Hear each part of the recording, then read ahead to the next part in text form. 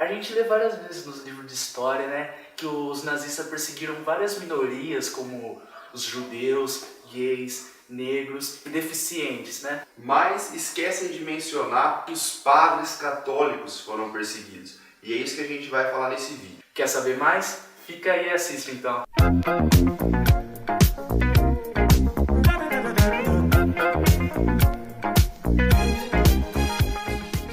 Salve Roma, meus amigos! Não, pode ir.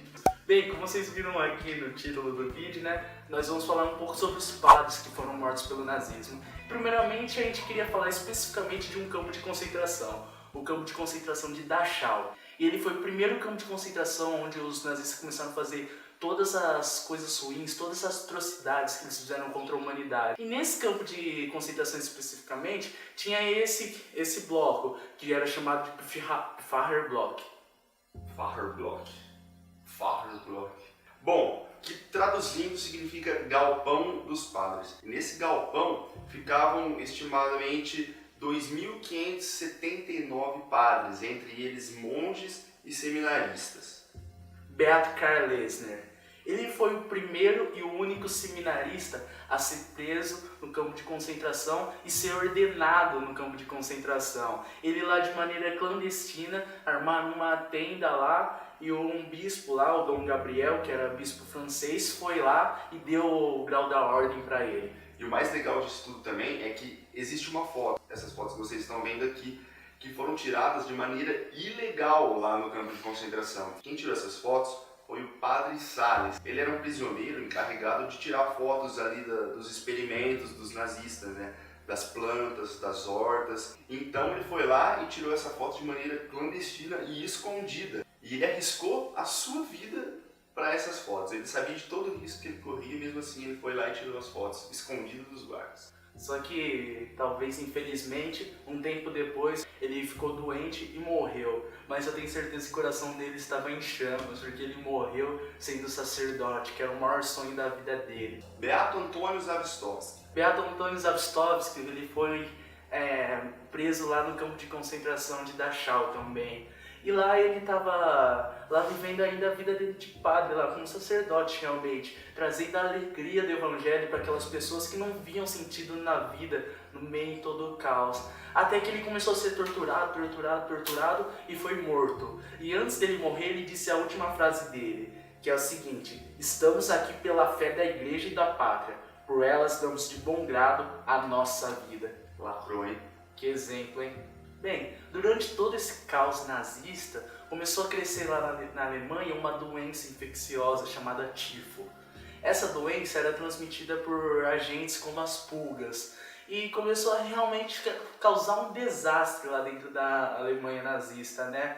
Tanto é que, como campanha nazista, os alemães começaram a falar que os judeus eram os culpados pela essa epidemia. E com esse cartaz que está aparecendo aqui, que a gente pegou do Museu do Holocausto, aqui vocês podem ver, está escrito em alemão, mas o significado é basicamente esse, né? Os judeus são como pulgas, né? E eles transmitem a doença. E apesar de todo esse sofrimento, que não bastava já o que os nazistas estavam fazendo, teve essa epidemia, apesar de tudo, apesar de nada que eles tinham, eles amaram e amaram até o fim. E eles foram os únicos que cuidaram das pessoas que tinham essa doença. Ninguém queria tratar aqueles lá, que estavam lá nos campos de concentração com a doença. Queriam deixar eles morrerem mesmo. E eles sabiam que eles chegassem perto, eles podiam pegar a doença também. Mas como Jesus foi ao encontro dos leprosos, esses padres também foram ao encontro dos doentes e amaram até o fim.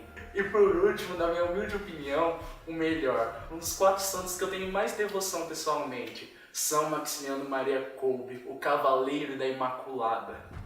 Ele desde pequeno, ele teve uma vida toda devota, né? Nossa Senhora apareceu para ele quando ele era ainda criança e ofereceu 2 rosas, uma vermelha e uma azul. Pareceu o Neo do Matrix, a rosa vermelha e a azul. Morfeu, vai, confundi.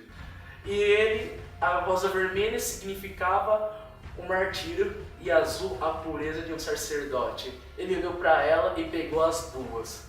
E ele começou a ter uma vida toda devota, totalmente entregue a ela. Ele fundou a Milícia da Imaculada, que propagou pelo mundo, propaga até hoje a devoção mariana. Ele escreveu diversos tratados, ele fez um método próprio de consagração à Nossa Senhora, teve uma vida inteira dedicada a ela, até que certo dia ele disse: eu quero ser como pó espalhado ao mundo pelas mãos da Imaculada. Guardem isso que ele falou, mais pra frente vocês vão entender.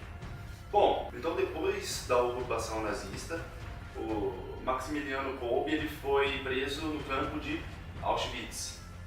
Um dos mais cruéis, talvez o mais cruel da história. Que é o mais conhecido também. Em agosto de 1941, um prisioneiro fugiu do bloco 14, onde ficava o São Maximiliano Kolbe. Então os guardas, furiosos depois daquela fuga, pegaram todos os 600 detentos e deixaram eles em pé, enfileirados, sob o sol de verão, que era muito quente. Ali eles passaram o dia inteiro como forma de punição.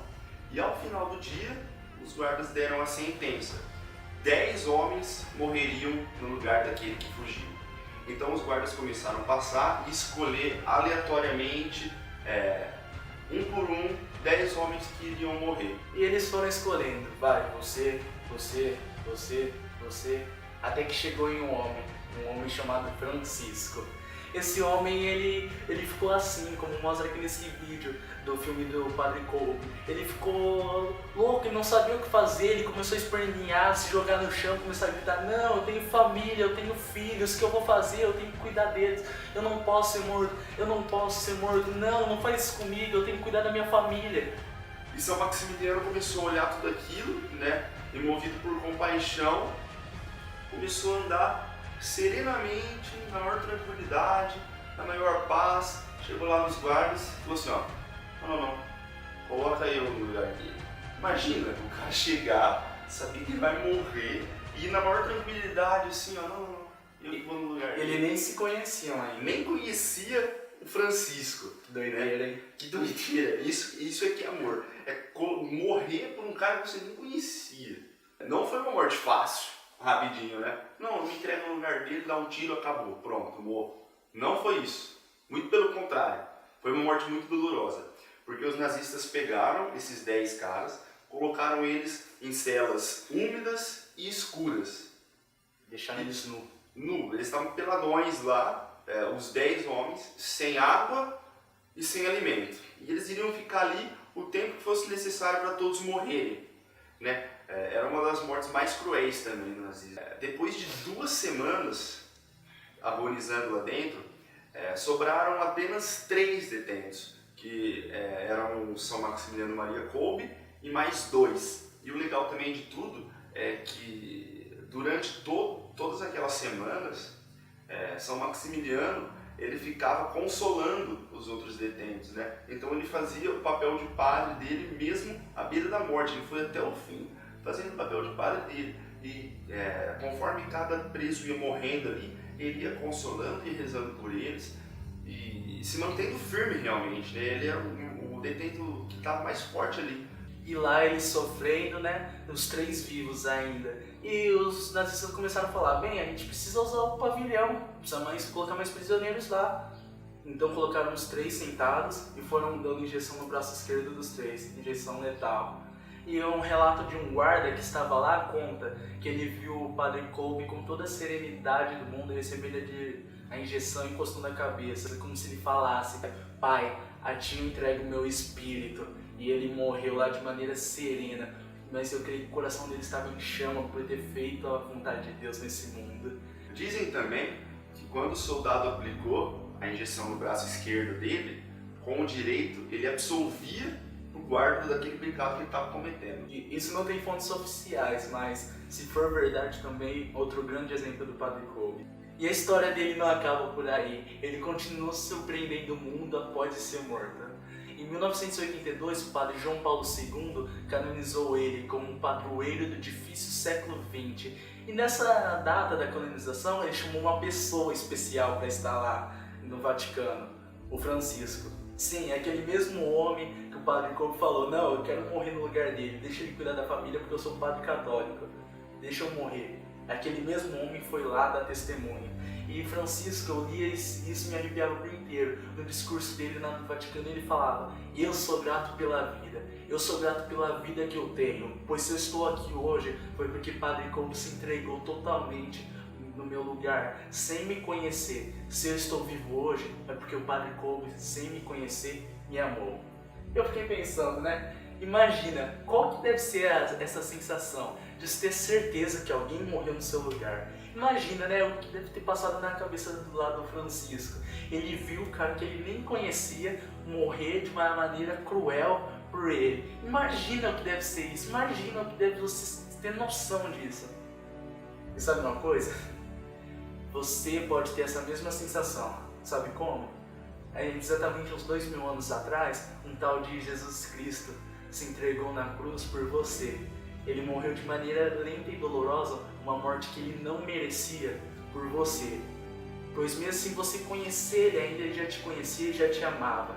Então aceita a salvação de Cristo, porque você pode vivenciar, saber o que é sentir ser amado realmente, saber o que é alguém entregar a vida por você, como Francisco ganhou a vida de presente do Padre Kolbe. Vocês lembram que eu tinha falado, quando eu comecei a contar a história do Padre Kolbe, que ele disse a frase: eu quero ser como um pó espalhado ao mundo pelas mãos da Imaculada? No dia da Assunção de Nossa Senhora, ele foi incinerado pelos nazistas, ou seja, ele literalmente virou pó e foi lançado pelo ar. E hoje a sua mensagem chega a nós realmente espalhado pela mão da Imaculada. Se você curtiu esse vídeo, se você gostou da nossa proposta, curta aí, deixe seu like e compartilhe o máximo que você puder com seus amigos, que a gente WhatsApp, qualquer lugar, porque a gente quer continuar espalhando essa mensagem. A gente quer fazer uma coisa de uma maneira jovem, que é crescente, uma coisa de maneira jovem que realmente toca o coração dessas pessoas. Por isso, se inscreva aqui embaixo no nosso canal, ativa o sininho já para receber as notificações. É isso daí. Deus abençoe. Valeu!